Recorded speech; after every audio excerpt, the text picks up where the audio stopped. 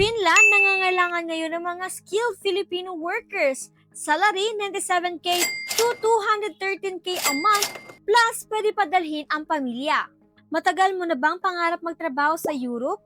Or baka gusto mong maghanap ng bansa na hindi lang mataas ang sahod, kundi pati na rin ang pamilya mo ay pwede mong makasama. Hi mga karikrod, Jen here. Ngayon pag-uusapan natin ang bagong job opportunities sa Finland. Ayon mismo sa balita at update mula sa Department of Migrant Workers, may malaking demand para sa mga Filipino workers. Sasagutin din natin ano ang mga latest news, magkano ang sahod, sino ang mga in-demand at paano ang step-by-step application process. Disclaimer lang po, kami po dito sa Recruit PH ay hindi po affiliated sa anumang agency na babanggitin sa video na to. Hindi din kami recruitment agency. Ang goal lang namin ay magbigay ng tamang impormasyon para makaiwas kayo sa illegal recruiters. Ano ang latest news? Ayon sa ulat, Finland ay dumaranas ngayon ng labor shortage dahil mabilis ang pagtanda ng kanilang population. Kaya aktibo silang kumukuha ng mga skilled workers mula sa Pilipinas. Kumakailan lamang pumirma ang Philippines at Finland ng isang Joint Declaration of Intent or GDI para siguraduhing legal, ethical at fair ang pagkuha ng mga Pinoy workers. Kasama sa in-demand sa sektor ang healthcare workers at caregivers, IT and tech professionals, hotel, restaurant and tourism staff, construction and skilled workers. Salary range, ito na ang pinaka-exciting part.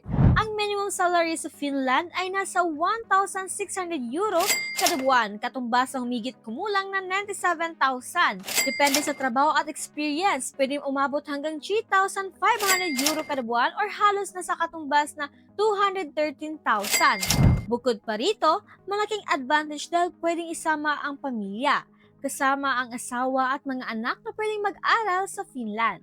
Application process, step by step. Kung interesado ka mag-apply, itong mga simpleng flow ayon sa DMW at bagong kasunduan. Employer accreditation, siguraduhin na ang employer ay accredited ng DMW.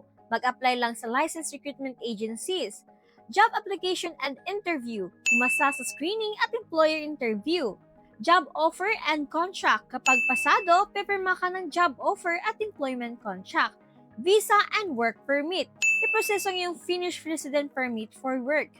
Tandaan, kailangan ng sahod na at least 1,600 euro per month para ma-approve.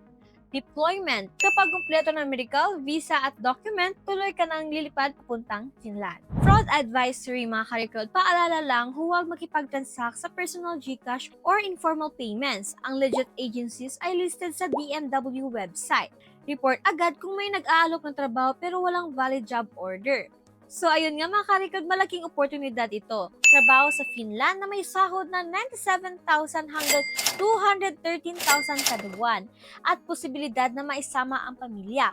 Pero tandaan, siguraduhin na legal ang proseso at accredited ang agency bago ka mag-apply. Kung may tanong ka, i-comment mo lang sa baba at kung gusto mo pa ng ganitong job updates at guide, huwag kalimutang i-like, share, and subscribe. Maraming salamat, stay informed, and see you on my next video.